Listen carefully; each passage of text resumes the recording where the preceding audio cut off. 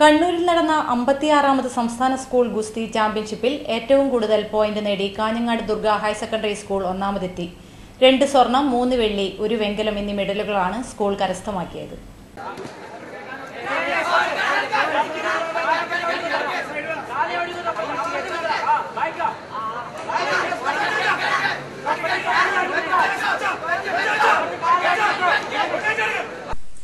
പ്രതാപ് ലാൽ, അബ്ദുൾ ഖാദർ എന്നിവർ സ്വർണവും, VP Sudheesh, K Sreehari, PV Arjun Krishnan എന്നിവർ വെങ്കലവും നേടി.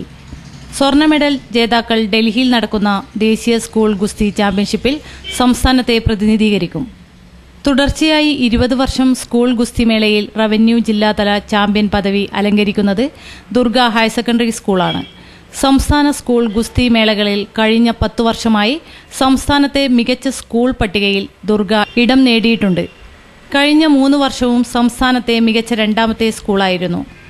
ആദ്യമായാണ് ഏറ്റവും കൂടുതൽ പോയിന്റോടെ മികച്ച സ്കൂൾ പദവി നേടുന്നത്. പരിമിതികൾക്കിടയിൽ നിന്ന് സ്കൂളിനെ മികച്ച പദവിയിലെത്തിക്കാൻ കഴിഞ്ഞത് സ്കൂളിലെ കായിക അധ്യാപകരായ VV Balakrishnan, K Vijayakrishnan, team manager K Prakash Shenoy, പരിശീലകൻ സുധീഷ് സുന്ദരം കോട്ടയം എന്നിവരുടെ പരിശ്രമ ഫലമാണെന്ന് പ്രധാനാധ്യാപകൻ P ഗോപാലകൃഷ്ണ ഭട്ട് പറഞ്ഞു.